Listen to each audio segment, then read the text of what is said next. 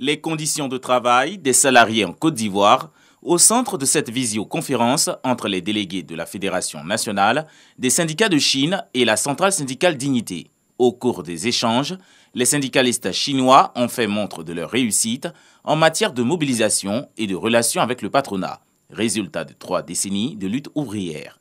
Leaders de jeunesse et centrales syndicales souhaitent s'en inspirer. Il y a une parfaite adéquation entre la gouvernance politique et puis l'action syndicale.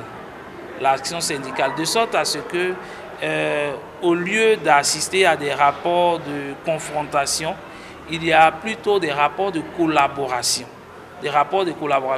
Et ce sont ces rapports de collaboration qui sont le ciment du développement rapide de la Chine.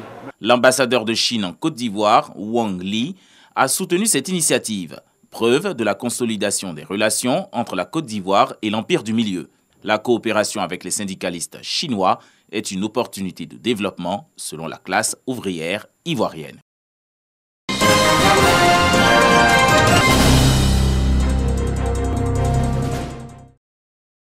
Les élections présidentielles et législatives achevées, les femmes affinent leur stratégie pour les échéances à venir. En conclave à Grand-Bassam, le comité de suivi pour la prise en compte du genre dans les processus électoraux entend faire des propositions au gouvernement pour une meilleure représentativité des femmes. Réfléchir sur les différents faits, les différents aspects et faire des propositions qui puissent contribuer à améliorer la participation de la femme, c'est-à-dire à rehausser le nombre de femmes au niveau du Parlement, conseils régionaux, conseils municipaux. Pour Rachel Gogua, il faut anticiper pour réduire les inégalités, changer de paradigme afin de sortir des sentiers battus. La culture d'anticipation, c'est un élément qu'il faut promouvoir. N'attendons pas d'entrer dans les situations pour réagir.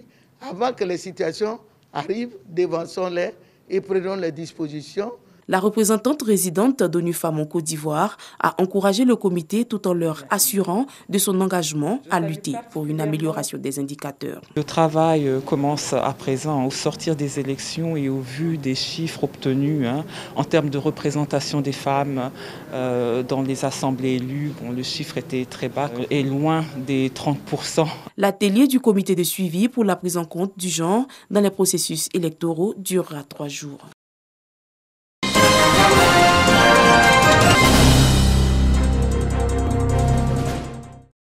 Après la sensibilisation, place maintenant à la répression.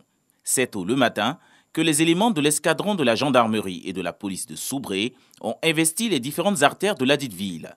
Objectif, lancer l'opération Zéro moto sans casque, initiée par le préfet de région, Messamba Koné. Supervisée par les commandants d'unité, les forces de sécurité passent au contrôle de routine. L'opération porte déjà des fruits et les populations y adhèrent. L'opération est bienvenue parce que moi j'étais victime d'un accident où elle a blessé au pied là. Je n'avais pas porté de casse. Voilà, donc c'est une bonne chose que le préfet ait pu mettre ça en vigueur. Quand tu te protèges aujourd'hui, en cas d'incident, au moins tu as 90% de chances de ne pas avoir le crâne fracturé. Et je pense que c'est très bon. Moi je suis en voyage. Donc ma fille est malade, je l'envoie à Delaware. Donc moi je n'ai pas en courant de ça là. En courant de maintenant on va porter casque. L'on enregistre dans la région de la Nawa 185 accidents d'engins à 2 roues par an selon les forces de l'ordre.